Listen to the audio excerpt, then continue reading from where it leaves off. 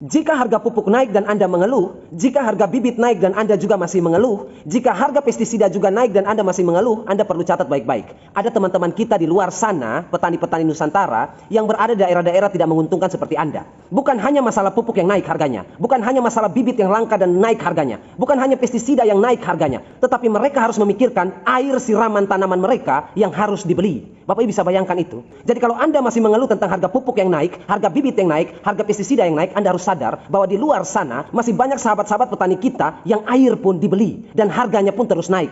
Air yang dibeli untuk pertanian mereka, Bapak Ibu, hanya untuk siram saja, siram sayur, siram jagung, siram tomat, siram terong dan lain sebagainya, itu pun harganya naik terus. Jadi bukan harga pestisida saja yang naik, harga pupuk saja yang naik, harga bibit saja yang naik, harga air yang dibeli pun naik terus. Jadi untuk Anda yang di daerah-daerah yang beruntung, yang airnya tidak dibeli, yang airnya berlimpah, jangan terlalu mengeluh. Karena di daerah lain, air pun dibeli dan harganya naik terus. Dan hari ini saya akan membantu teman-teman ini untuk keluar dari permasalahan mereka. Nah, sekarang kita mulai. Bapak Ibu yang khususnya ada di daerah-daerah itu, yang air pun dibeli, harus catat baik-baik poin-poin ini. Karena ini penting sekali untuk pertanian Anda berkelanjutan. Anda tinggal di daerah yang susah sekali airnya, Anda tinggal di daerah yang airnya harus dibeli, mau sampai kapanpun akan seperti itu. Anda akan terus membeli air. Jadi poin-poin ini dicatat dengan baik. Karena ini akan membantu Anda sekarang, maupun generasi-generasi berikutnya di daerah Anda yang ingin bertani di daerah yang kekurangan air seperti itu. Solusinya itu cuma satu, manajemen air. Cuma itu saja. Tidak ada lagi solusi lain kalau untuk masalah-masalah seperti ini. Karena hanya dengan Anda menguasai manajemen air saja, Anda akan mengatasi masalah Anda tentang kekeringan di daerah Anda. Jika kita berbicara soal manajemen air, berarti kita akan berbicara kapan saat yang tepat untuk Anda menyiram. Air terbatas, air harus dibeli, air harganya mahal. Berarti Anda harus pintar menghitung waktu di jam berapa Anda harus menyiram tanaman-tanaman Anda. Karena dalam manajemen air ini Bapak Ibu, salah menghitung jamnya saja, maka resikonya adalah gagal panen. Resikonya adalah biaya pertanian yang Bapak Ibu keluarkan akan lebih tinggi dan lebih besar biayanya ketimbang biaya penjualan atau biaya hasilnya. Kalau salah hitung manajemen air. Nah, sekarang jam berapa yang tepat untuk Anda lakukan penyiraman pada tanaman Anda? Itu jam berapa? Jam yang saya tentukan adalah di bawah jam 8. Ya, artinya bisa jam 7 pagi, bisa Anda lakukan penyiraman di setengah 7 pagi, bisa Anda lakukan penyiraman di jam 6 pagi, atau bisa dilakukan penyiraman juga setengah 6 pagi. Intinya sebelum jam 8 sudah harus dilakukan penyiraman. Karena penyiraman yang Anda lakukan di jam-jam yang tadi saya bilang, maka itu akan membantu Anda untuk mengirit air yang Anda perlukan di lahan pertanian Anda. Penggunaan air akan lebih ditekan, lebih irit, tetapi hasilnya tetap maksimal. Jadi kita memanfaatkan sedikit air untuk hasil yang luar biasa, tetapi kita manajemen dia, kita atur, kita setting dia. Kenapa penyiraman itu harus dilakukan di bawah jam 8 pagi? Dan sore itu sudah tidak boleh lagi dilakukan. Lakukan penyiraman cukup 1 kali saja, yaitu di bawah jam 8. Kenapa di jam itu yang kita tentukan untuk penyiraman yang baik, yang efektif, yang efisien? Kenapa di jam-jam itu? Karena pada saat jam 8 pagi Bapak Ibu, matahari sudah menyinari semua tanaman Bapak Ibu. Tidak ada lagi yang tersembunyi. Kalau matahari jam 7 itu masih ada yang kena, ya masih ada juga yang belum. Kalau sudah jam 8, sudah agak tinggi, semua tanaman Bapak Ibu di lahan itu sudah tersinari. Dan semua tanaman Bapak Ibu yang ada di lahan itu di jam 8 itu sudah siap untuk berfotosintesis. Sudah siap untuk melakukan transpirasi atau penguapan. Sudah siap juga untuk melakukan penyerapan air dan pupuk atau unsur hara dari dalam tanah. Jam 8 ke atas itu sampai jam 4 sore itu waktu tanaman untuk bekerja, beraktivitas. Dan aktivitas tanaman paling tinggi itu ada di jam 10 pagi sampai jam 2 siang. Ya, saya ulangi. Aktivitas tertinggi dari sebuah tanaman itu dari jam 10 pagi sampai jam 2 siang. Itu puncak-puncaknya dia beraktivitas. Baik itu dia melakukan fotosintesis untuk membuat makanan, maupun dia melakukan penguapan atau transpirasi sehingga nanti dia bisa menarik air dan unsur hara dari dalam tanah. Puncaknya itu jam 10 sampai jam 2 siang. Dan transpirasi yang dilakukan oleh tanaman atau fotosintesis yang dilakukan oleh tanaman membutuhkan air yang sangat banyak. Karena untuk tanaman bisa berfotosintesis dengan maksimal, dia harus membutuhkan air dalam jumlah yang banyak. Begitupun dengan proses transpirasi atau penguapan. Dengan dia membuang uap air sebanyak-banyaknya ke udara, maka dia akan menarik sebanyak-banyaknya air dan garam mineral dari dalam tanah. Dia akan menarik air sebanyak-banyaknya, dia akan menarik pupuk sebanyak-banyaknya kalau penguapannya terjadi sebanyak-banyaknya juga. Jadi kalau saya mau kasih grafik kecepatan, dari jam 8 pagi itu dia slow, ya, dia pelan dulu. Jam 8, jam 9, mulai jam 10, semakin panas suhu, semakin panas terik matahari, dia mulai gas. Mulai kencang itu. Jam 11, jam 12, jam 1, jam 2 masih kencang itu. Jam 2, jam 3 dia slow lagi.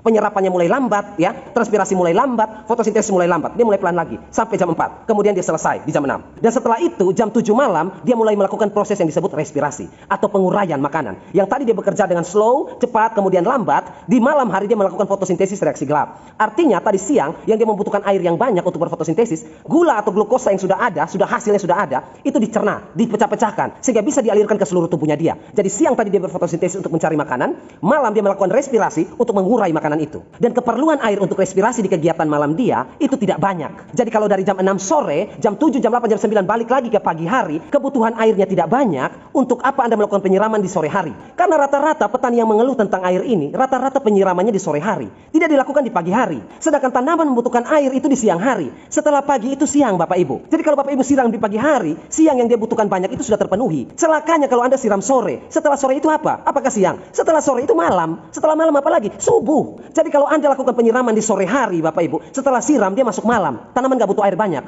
Setelah malam dia masuk subuh, tanaman juga gak butuh air banyak. Setelah subuh baru dia masuk pagi lagi, dan pagi itu juga dia tidak butuh air yang banyak. Setelah pagi baru siang lagi. 4 fase dia lewati. Anda siram sore jam 4, padahal tanaman membutuhkan air itu dalam jumlah yang banyak di jam 10 pagi besok hari. Untuk apa Anda siram sekarang? Kalau kebutuhan tanaman akan air besar-besaran itu ada di jam 8 pagi besok. Untuk apa Anda siram sore ini? Sore ini Anda siram, besok jam 8 pagi baru dipakai. Berbeda kalau misalnya Anda pakai jam-jam yang tadi saya bilang, jam 7, jam setengah 8 atau jam 6. Ketika Anda siram di jam 7 pagi, jam 8 sudah siap dipakai, dan jam 10 dia pakai secara maksimal sampai jam 2. Setelah itu memasuki sore, dia akan teduh lagi. Air yang tadi pagi kita siram di jam 7 atau setengah 7 misalnya, akan terpakai dengan maksimal di jam 10 sampai jam 2 siang tadi.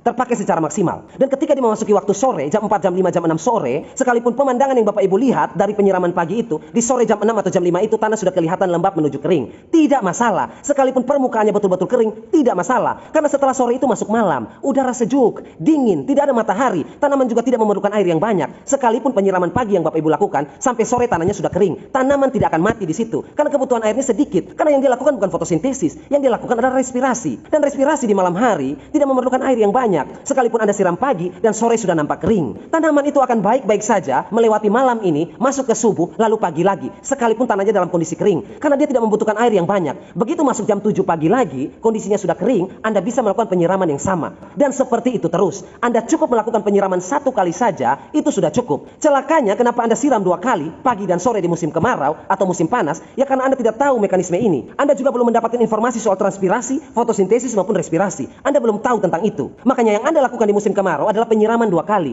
pagi dan sore. Padahal penyiraman yang Anda lakukan pagi itu sudah benar. Sedangkan penyiraman yang Anda lakukan kedua kalinya di sore hari itu yang salah. Salah dalam segi apa? Salah dalam segi pemborosan. Karena penyiraman yang pertama di pagi tadi Anda lakukan dengan tepat. Karena di siang hari dia butuh air yang banyak. Sedangkan penyiraman kedua di sore hari itu pemborosan. Anda siram air di sore hari untuk apa? Sedangkan malam, subuh maupun pagi lagi, tanaman tidak memerlukan air dalam jumlah yang banyak. Sekalipun tanahnya kering, dia tidak memerlukan air dalam jumlah yang banyak. Sekarang saya berikan 2 perbandingan. Siram pagi dan siram sore. Sekarang Anda lihat perbandingannya ya. Kalau misalnya saya siram pagi, jam 7 pagi saya siram ya. Per tanaman misalnya cabai usia vegetatif, usia remaja, per cabai saya kasih 1 liter ya. Per pohon saya kasih 1 liter. Saya siram air jam 7 pagi.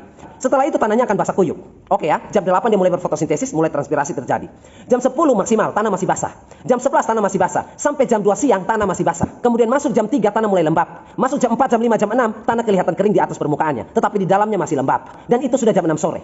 Masih lembab, di atas permukaan sudah kering, tetapi di dalam masih lembab. Itu jam 6 sore. Dan setelah itu jam 7 malam, dia akan masuk ke fase malam, fase dingin, fase sejuk, fase teduh, di mana dia tidak membutuhkan air. Dan besok pagi saya datang di jam 7 yang sama untuk menyiram, tanaman masih baik-baik saja. Sekarang kita tinjau perbandingan kedua. Kalau saya siram jam 4 sore atau jam 5 sore.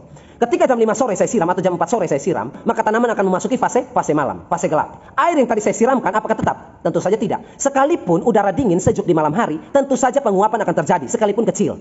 Penyusutan air itu akan terjadi, sekalipun kecil sekali. Bapak Ibu bisa bayangkan ya, saya siram jam 5 sore, ya, tanahnya basah kuyup. Sampai jam 10 malam nanti, apakah masih basah kuyup? Tentu saja tidak. Ya, jam 10 malam sudah tidak basah kuyup lagi. Masuk ke subuh, jam 4 subuh lagi, apakah dia masih basah kuyup? Tentu saja tidak. Dia sudah lembab. Dan ketika dia memasuki jam 8 lagi, matahari mulai bersinar, dia mulai panas. Permukaannya sudah mulai kering. Dan jam 10 sampai jam 2, di mana dia membutuhkan air dalam jumlah yang banyak, tanah kita sudah kering kerontang. Tanaman kita juga sudah dehidrasi, sudah layu. Karena penguapan besar-besaran, tetapi air yang diserap sedikit. Kenapa sedikit? Karena penyiraman kita lakukan kemarin sore. Sedangkan tanaman membutuhkan air dalam jumlah yang banyak sekarang.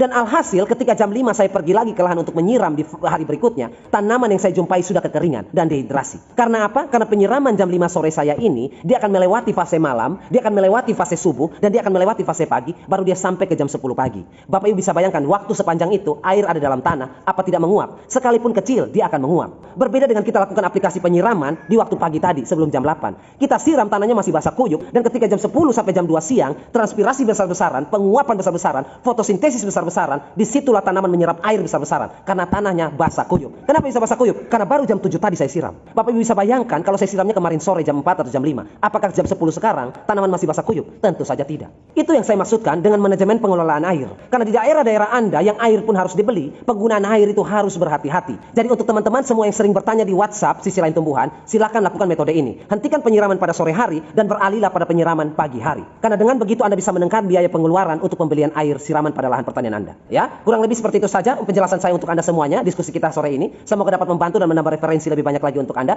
Terima kasih sudah menyaksikan dan akhir kata saya ucapkan, tetaplah Anda selalu berbagi dan menabur kebaikan.